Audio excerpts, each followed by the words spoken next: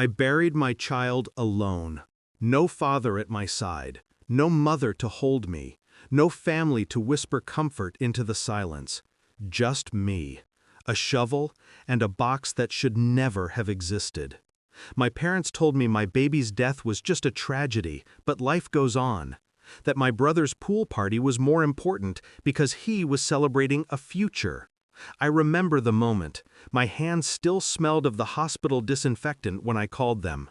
My voice cracked as I begged, "Please, just be there with me. I can't do this alone." And my mother, cold as marble, said, "Sweetheart, it's just a baby. Your brother's party matters more right now." The line went dead. So did something inside me. My brother was always the sun they orbited, the golden child, the athlete, the perfect smile in every family photo. Me?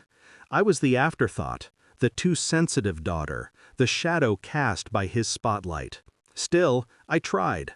Birthdays, holidays, Sunday dinners, I played my role. Pretended their favoritism didn't sting.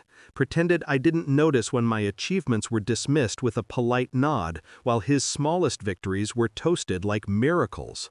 But this was different. This wasn't favoritism. This was betrayal. They chose his pool party over my child's grave. That day, standing alone at the cemetery, I stopped being their daughter. I became something else entirely. The betrayal didn't end at the funeral. Oh no, that was only the surface. When I visited my parents' house weeks later, still raw, still bleeding, I overheard them laughing in the kitchen. "He's so dramatic," my mother chuckled. "Crying like the world ended," my father added.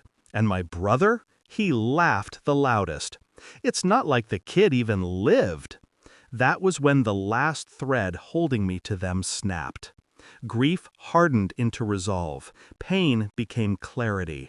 I didn't scream, didn't confront, didn't cry. I just smiled, turned, and left.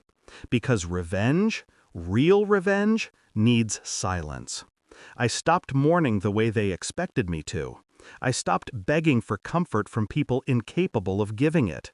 Instead, I studied them. Their weaknesses, their vanity, their need for reputation, money, admiration. They thought they held all the power, but power has cracks when you know where to look. I spent nights awake replaying their words, days watching their patterns. My brother's arrogance, my mother's gossiping tongue, my father's desperate need to look respectable in the community. They gave me the blueprint for their downfall without realizing it. I only had to decide when to pull the trigger. It began with whispers. Anonymous letters slipped into neighbors' mailboxes. Subtle accusations, fraud, theft, betrayal. Enough to plant seeds of doubt. Then came the bank records, my father's creative accounting, my brother's unpaid debts. I didn't steal anything, I simply placed the right documents in the right hands. Banks, auditors, old rivals. The cracks widened fast. Meanwhile, I played the dutiful daughter in public, smiling at family dinners, sending birthday cards, hugging them tightly so they never felt the knife I was sharpening behind my back. And then, the final move. I bought a plot of land. Not just any plot, the one right beside the family estate they treasured like a throne. On it, I built a memorial garden for my baby. Every flower bed carved with words that screamed louder than any confrontation could.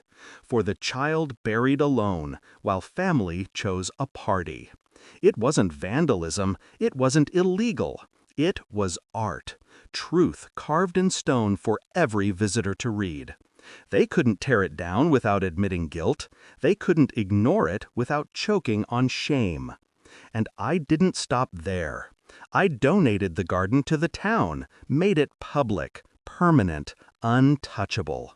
Now, every time my parents host a gathering, their guests must drive past the grave they abandoned, past the words that rot their image like acid. The confrontation wasn't loud, it wasn't violent, It was quiet, surgical. One evening, my mother showed up at my door, face pale, voice shaking. "How could you do this to us?" she whispered. I looked her dead in the eyes and said, "I didn't do this to you. You did it to yourselves.